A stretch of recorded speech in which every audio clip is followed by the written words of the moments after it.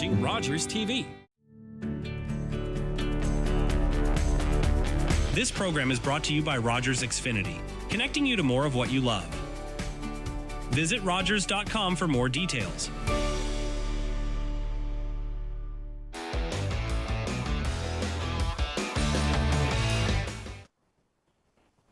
And welcome everyone, RTV Sports Rap back again. You could say quality over quantity, and I think that's a perfect explanation of tonight. Spencer Byers, your host, alongside me, Lucas Ireland and Adrian Musso. Now, guys, the trade deadline for the NHL has come and gone, and I would say one of the more eventful trade deadlines we've had, and obviously they've been more eventful as the years have gone on. It's become more of a spectacle in the NHL and become more of a phenomenon, if you will, in the NHL season.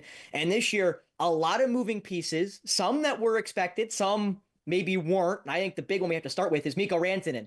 Got traded to Carolina about a month ago, played all of 13 games in Carolina, and he's moved to Dallas, instantly signing an 8-year, $96 million deal. For those of you who are not good at math, that's $12 million AAV per season.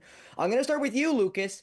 13 games going up in the rafters for Mikko Rantanen in Carolina. He only played, I believe Rod Brindamore came out after the trade to Dallas, and he specifically said that he'd only signed for 4 teams. He told Carolina that when he was traded there, and they were not one of those 4 teams. Dallas was. They're able to lock him up to that big deal, and now he's in Texas with the 0 state tax. I guess kind of how do you see Dallas now with Mikko Rantanen added to their lineup?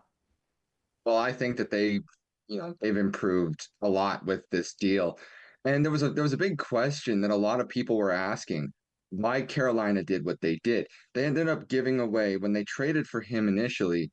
If I can find it here, I believe it was Jack Drury and Marty Necas. I think a few picks may have been involved in there as well, just to get Rantanen. Now, of course, they expected him to probably at that point just be a rental for the remainder of the season, playoffs, all that kind of stuff. And then you trade him away to the Stars.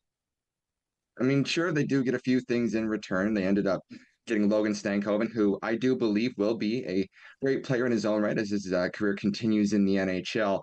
They also got 2 conditional first round picks, one for 2026 and one for 2028, a third in 2026 and a third in, sorry, the first thing was in 27, I believe. I think I messed that one up.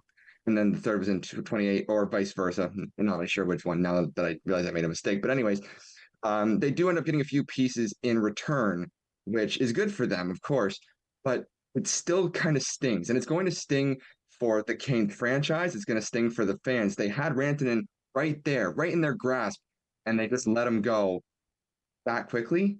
It was really quite a confusing thing for a lot of people to watch. So, I mean, good on Dallas. Rantanen's a great player. As I think that this trade to Dallas, inking that 8-year deal, is a big deal, not only for the Stars, but for him as well. Well, Lucas, I'm going to stay with you on this next question because it kind of pivots off of the Mikko Rantanen, Adrian, before I get into your thoughts on the Rantanen trade to Dallas. There was a supposed trade with the Leafs for Mitch Marner with Mikko Rantanen, which would have been, talk about blockbusters. That would have been a decade buster. That would have been a monumental trade for both sides. Now, I guess kind of, Lucas, looking at that particular hypothetical, Marner for Rantanen, who do you think is the better player, meaning which team would have gotten more in the trade? And the B question, I think, is kind of important. Do you think it would have been a trade that Leaf fans would have liked as a Leaf fan yourself? Well, I mean, that's a really good question. And I did hear about that supposed trade as well, and I heard that Brad Treliving did ask Mitch to waive his no movement clause for this, and Mitch wasn't all too pleased about it. He didn't really want to talk about it during a press conference, which is understandable. He's been a Leaf his entire career, and he said himself that he wants to play with the Leafs. He wants to stay with the Leafs. It's where he wants to be, which, is as a Leaf fan, and a lot of Leaf fans, I think, agree with me. We like to hear that. I'm a fan of Mitch, and I think that losing him, we would lose a big part of our lineup. I mean, of course, with Mitch and Matthews being like a dynamic duo that they really are something to watch on the ice. Now, if you made a trade and got Rantanen instead of Mitch, I feel as though it would definitely take things up, and maybe not for the most positive way.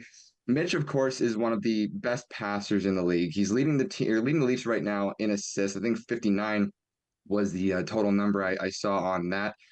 For Rantanen, again, fantastic player. I think he could fit in just about anywhere on any team. But I feel as though if the Leafs lose Mitch, they lose a big part of their lineup, and it would really mess with the chemistry. So I feel as though if Mitch going to Carolina instead would probably be the better move, but that's just my opinion. Well, Adrian, I'll get your opinion on the Mikko Rantanen trade. And again, I think the big thing to talk about is if Carolina did not want to use him as a rental, which is obvious since they traded him to Dallas not more than 13 games into his Carolina career, you would have thought that they would have done what Dallas did, which is sign him before you trade for him, A, or B, at least know that you're one of the, I'll say the four teams Rod Brind'Amour about a team that he was interested in. Because I'll be honest, Adrian, when I saw the report from Rod Brind'Amour that said there were four teams that Mikko Rantanen was interested in signing with, and we were not one of them, I'm interested to see who were the other three teams. Obviously, Dallas was one of them. Was Colorado one of them? And who were the other two? Who were the other two teams that Mikko Rantanen deemed good enough to sign there? If that was a no tax state like Florida, if that was obviously Texas, if that was maybe a better location as in better team, like are the Leafs a team that he would have been interested in? I think that's a really fun question to ask. But Adrian, what was your thoughts hearing Mikko Rantanen traded again, not only a month after being acquired by the Hurricanes? I was not that I was surprised because it all came about, and then the situation happened with Mikko. He wasn't playing overly well in Carolina. Either Carolina plays a different style of game than that suits his game. They play a dump and chase game. He's a puck possession kind of guy. Likes to own the half wall and then drive play from there. And they just don't play that game. Even Sebastian Aho has to alter the game that he would be best suited for the system that he's playing in. And that's just credit to the player that Sebastian Aho is. Now, when it comes to Mikko Rantanen's situation, I'm not. I like the flyer. Honestly, I like the flyer that they took on going to trade Martin Necas and Jack Drury, because if you are able to convince him, if he comes off and he's scorching fire and in those 13 games gets, I don't know, 20 points and he's a man possessed, why wouldn't you want to sign there? Why wouldn't he change his mind? It's not like the state taxes in Carolina are overly bearing compared to everywhere else. Now it's not a no state tax, but it's not very high either. It's not New York. It's not LA. So I like that the hope. And now you flip him to Dallas. You get a really good player on a very team-friendly deal in Logan Stankoven, who's still on his entry-level contract, and you get 2 first-round picks. Now, those first-round picks, they're probably going to be in the 25 to 32 range, as Dallas is going to be a very good team for the foreseeable future. But it's still a chip in a chair. You still have a chance of getting a prospect that could turn out to be a serviceable player, maybe a top 4 defenseman or a starting goaltender down the line. Now, did you win the trade? No, I truly believe whoever gets the best player in the deal wins the trade. But once you find out that Mikko Rantanen does not want to be with you, you have to part ways, in my opinion. Now, could they have held on until the summertime and then maybe they win the Stanley Cup with Mikko Rantanen by their sides? Maybe that's a position I would have taken. But I like how they had a line. Eric Tulsi had a line. He drew it, and then you know what? A wave came in, blew our line off the sand, and we had to draw a new path. And I think he did an admirable job for the situation that he was put in. Now, Elliot Friedman came out and said that the Colorado Avalanche weren't very, or the agent for Mikko Rantanen wasn't very, said that they would attempt to sign a deal. Never came from Mikko's mouth. So at no point, so maybe they were getting lied to in a sense or fibbed. But yeah, Eric Tulsky might have got duped in his first year as a general manager. And you know what? Hey, Chris McFarland took advantage of it because Martin Necas is playing on fire alongside Nate McKinnon. But I mean, I swear to God, if I went on the ice with Nate McKinnon, I get 3 assists in 82 games. I would even find a way to get points. Well, I mean, you were a former Shallow Lake Crusher, so I don't doubt your skill on the ice, Adrian Musso. But I will stick with you, Adrian, on this next one because obviously Colorado, you mentioned, also made some pretty big deals. They pick up Brock Nelson from the Islanders. They ship out probably their top prospect in Callum Ritchie, playing right now for the Oshawa Generals, and a couple of draft picks there to the Islanders, as well as they acquire Charlie Coyle. And the big one going in that deal was Casey Middlestat. Now, as a Bruins fan myself, wearing the jersey, they were the most active team at the trade deadline, making 5 moves themselves, all of which were sellers. We'll get into the Marchand deal in just a second, but I want to stick with Colorado because I don't necessarily see Coyle as a better player than Middlestat. I see him as a different player than Casey Middlestat. I think he's a more physical player, obviously bigger, probably a better faceoff taker, but I'm kind of intrigued by what Colorado did on the day. Adrian, what was your thoughts on what the Avalanche ended up with? I think they're the big winners on the day if you're going to declare a winner. Charlie Coyle over Casey Middlestat every single day of the week and twice on Sundays and twice in the playoffs.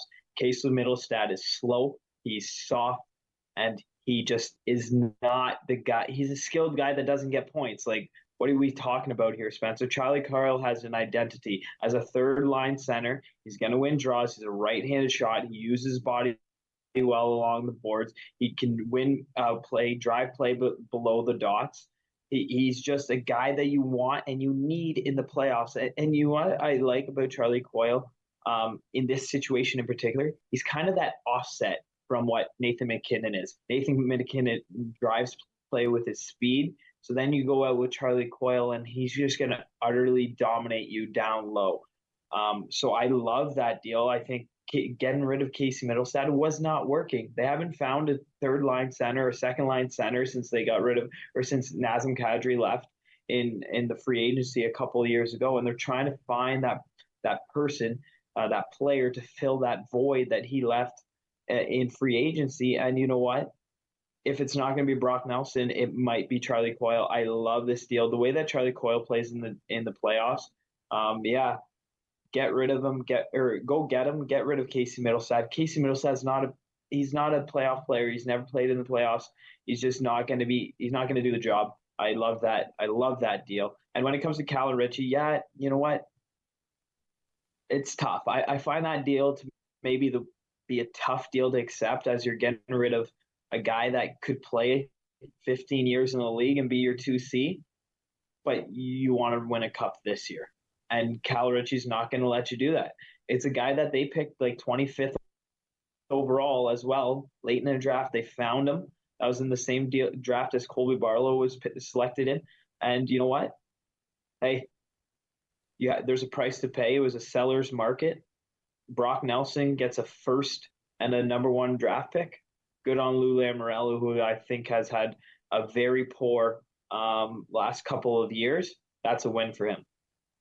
Now, Lucas, we're going to go back to the Leafs because they made a couple of deals. They got Brendan Carlo from the Boston Bruins, and he was one of the guys like Trent Frederick, who also was dealt by the Bruins before the deadline closed, that you'd kind of look at them and go, those are Bruins because they're big, they're physical, not maybe the most skillful players, but they are very good at staying at home and playing in their own end. Carlo got traded for Fraser Minton and a conditional first-round pick. They also got Scott Laughton from the Philadelphia Flyers as basically their third-line center, as Adrian was talking about there with Brock Nelson and Charlie Coyle. So, Lucas, kind of what'd you make of the Leafs trade deadline, as they also made 4 moves on the day? Well, originally my look on the Leafs was it was ridiculously slow. And I spent a lot of time on X just kind of seeing, what people were saying about the Leafs. Of course, I was watching the trade deadline on TSN and Sportsnet, kind of flipping back and forth, seeing different takes that were being had. And it was very slow. There wasn't a whole lot going on right away. It was near the end of the deadline when the Leafs started to make their moves. And of course, the one, as you mentioned, being for Brendan Carlo. Now, for the last few years, especially, the biggest conversation in the Leafs, fandom, Leafs community, is we need to bolster our defense. And we have tried it in the past, and it hasn't really worked with some of the guys that we've, picked up. Some have looked really good, but others, they don't really find their spot on the lineup, I feel like. Carlo, I think, might be a little bit different there because he's a defensive defenseman. And he can fit, I think, anywhere in the defensive core. I'm pretty sure he's probably going to stick with Morgan Riley if I had to guess. He's a great defender. And let me tell you something about him as well.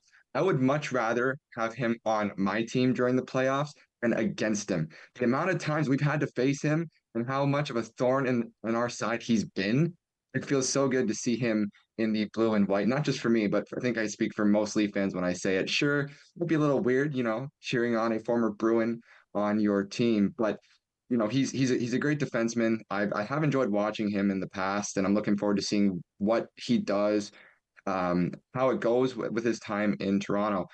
And with Scott Lawton, I like that move as well for the Leafs. They get a solid bottom six center. I've heard some people say that possibly now you can move Domi back to the wing because now you have a legit centerman that you can put on that line. So I think that it's a pretty solid pick. I'm not to mention too, he's a Canadian boy. Now he's back in Canada playing for the Leafs. So it's fun to always hear some stories about that, and it all comes full circle.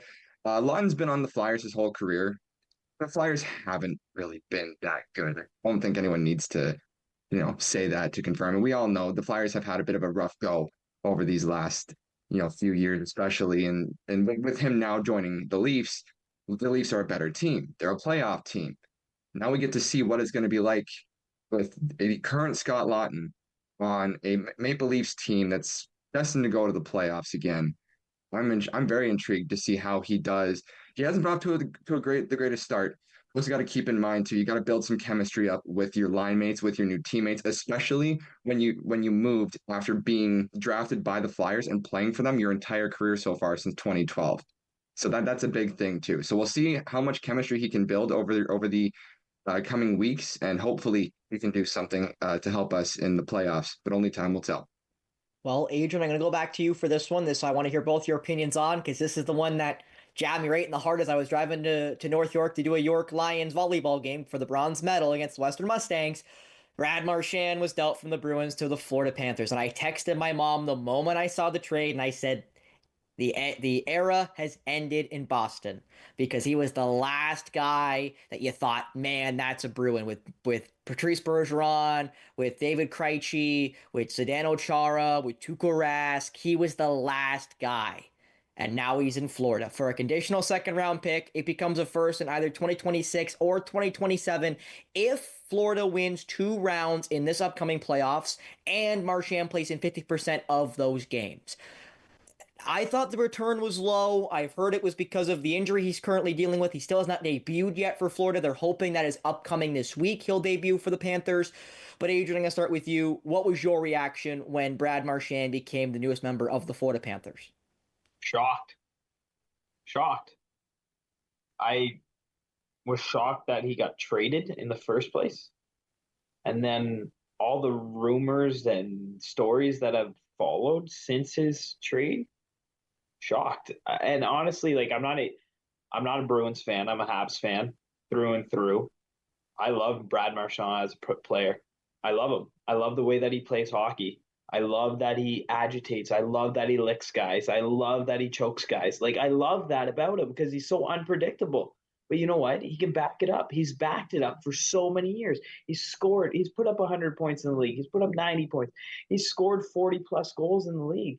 He's an unbelievable hockey player, and that's how you treat him. He goes to the GM in a private conversation and says, well, not so private anymore, and says, hey, I know I want 7.8. I know you want 5. Let's meet in the middle, and let's keep my contract the same at 6.8. Nope. And now what are we going to do? We're going to trade you for a second-round pick that's conditionally a first. Now, I think it's going to become a first. I think Brad Marchand is going to play 25% of the games. I think that Florida Panthers are going to go to 2 rounds. But what if they don't? Then you get a second-round pick for the captain of your franchise, for a guy that won you a Stanley Cup in 2011. The last piece of that puzzle, slap in the face to Brad Marchand.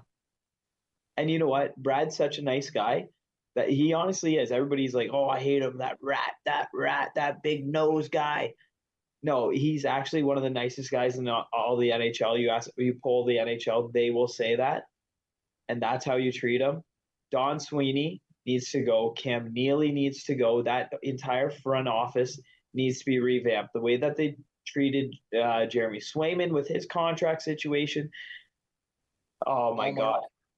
Allmark, I'm I'm happy as a Habs fan. I'm happy, but that is just embarrassing. It's embarrassing. And yeah, again, I'm still shocked.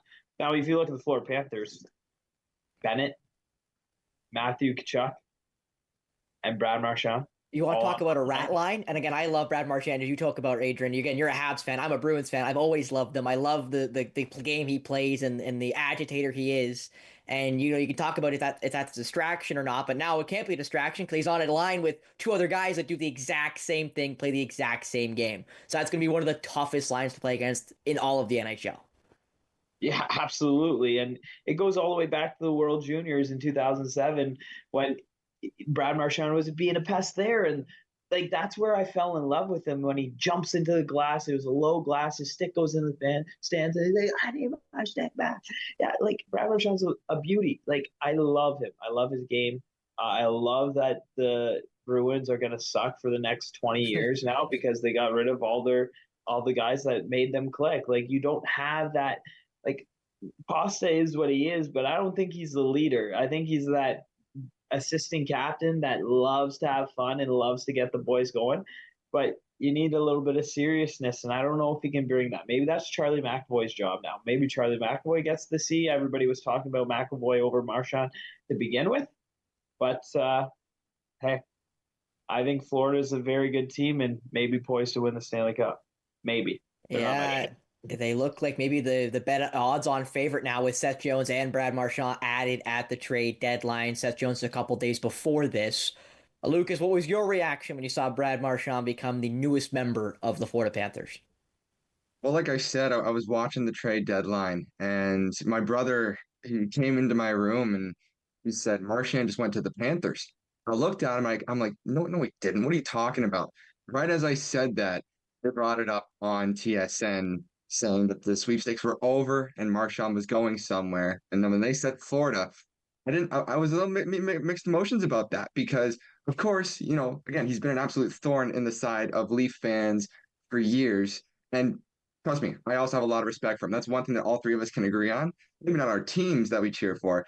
Marchand is a very respectable player. He's a great player. So when he went, I'm like, okay, so he's no longer in Boston. Now he's on Florida.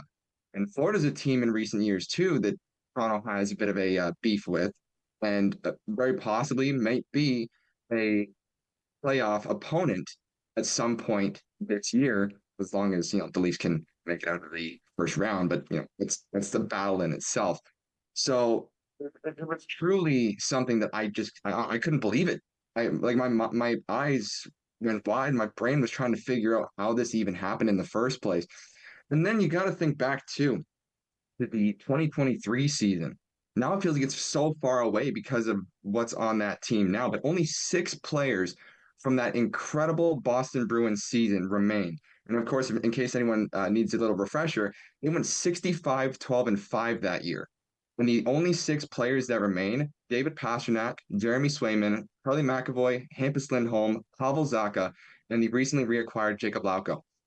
There's those six players remain from that incredible team that had one of the best seasons that will ever be had in the National Hockey League. It's truly something quite insane to think about, really. Yeah, stick the knife in a little and they deeper fired there. the coach. And they fired Hey, that it's my coach. job. And they fired the coach. You're so right. And they also fired the coach. So yeah, just stick the knife in a little deeper, guys. I really appreciate that. I thought I was over it, and then we talked for 15 minutes about Brad Marchand, and I know I am not over it. I am not over it. But guys, I want to kind of end this segment and put a bow on it with two questions. We'll start with you, Lucas. We'll try to go through this kind of quickly. What trade do you think by the time this season is over will look the best next to you, Adrian? But we'll start with Lucas on this one. What trade will look the best by season's end? My guess is probably going to be the Marchand deal, actually. Having a line as good as they're going to have with the Panthers. Like there's skill on that line, there's grit on that line. It's going to be something special to watch. And if they make it back to the Stanley Cup final, that line is going to be a big reason as to why they made it there again. What about you, Adrian? Which trade do you think by season's end will be looked upon as the best move at the trade deadline? This is going to be an interesting one because I don't even know if I truly believe what I'm going to say. But Jake Wallman in for the Edmonton Oilers. I don't like what they gave away from him, but I like the player that they're getting in return. You have a guy that can skate like the wind, that can move the puck, and you didn't really have that on your D-core before. Evan Bouchard might have been a little bit that guy, but Evan Bouchard can't skate. He's got really he's not the most fleet of foot. He's not the most fleet of foot skater and smoothest skater, but he has a bomb of a shot. So now you add that addition of that guy that's kind of been missing, and I really think that that's rounds up that D-core very well with Matthias Ekholm as that 1-2-3 punch that can play 30 minutes a night each. So we'll see where it goes with Wallman because he is such a riverboat gambler. See if his game tames out a little bit and he sticks to having more of a solid defensive game. But I love the offense that he could wheel and deal and hit McDavid in stride. Well, Adrian, my last question here for you before we kind of move off of the trade deadline talk is which player do you think which player are you surprised wasn't moved at the deadline? Parayko was up for grabs, I heard. Obviously all the Nashville players never got moved, as we spoke about last week. So guess who do you think was the most surprising to you not to get moved? For me, it was Ryan Donato of the Chicago Blackhawks. He has, I believe, 28 goals this year. 20 of them at even strength. I know he's a diminutive, but he's very fast. He can change the pace of a game, and to have 20 even strength goals in a season playing for the worst team in the NHL is kind of surprising. And his cap hit, guys, $2 million. You're telling me that no team can take a $2 million player at this point in time? So that tells me that Chicago wants to sign him long-term maybe and didn't want to give him up for a potential second-round pick. But that's the guy that surprised me. I thought teams would be clamoring to go get him. Nobody did. What about you, Lucas? Which player do you think surprised you not being moved? Well, I don't think this should surprise me as much as it does, but I'm going to go back to something I talked about in last week's episode of this show, and that's Sidney Crosby. And the reason why that surprised me that he wasn't moved is when you think about it, you can get a lot in return for him. I mean, it's Sidney Crosby. And the Penguins, in their current spot, they're not going to be contesting for a cup anytime soon. So I thought maybe if you try and get some pieces from trading him away, maybe that could help you at least build towards something next year or in the next few years. And that never happened. So I'm a little surprised by that. Of course, move. He doesn't want to go anywhere. It's his choice. That's true. It is, I guess it is also his choice, but it was just a little surprising to me. And we'll see if anything happens over the next few years before he retires. But that's the one that kind of stood out to me a little bit more than it should have, I think. Well, really quick, guys, before we go, Lucas, I'll start with you on this one. Has your Stanley Cup predictions or your bet odds-on favorite to win the Stanley Cup changed since the trade deadline? I think for me, it's kind of been and remained the Florida Panthers, and I know they're obviously number one, but just the moves that they made, the additions that they got over the deadline really solidified their team even more than they were beforehand. What about you, Adrian? Just quick, 10 seconds. I had Dallas on Wednesday, and I have Dallas today. So, I mean, little doubt getting Mikko Rantanen can't make you worse, you'd think. Can't make you worse. It helped a little bit. Helped a little bit. I agree with the Florida take as well there, Lucas. They are a stellar team and got a lot better. And they also added Vitek Vanacek as their backup. But for Adrian Musso, Lucas Ireland, and myself, Spencer Byers, and of course, the great Mark Perry behind the camera, we'll see you next week on RTV Sports Rap on Rogers TV. Connect with us by visiting our website or email us at comments@rogerstv.com.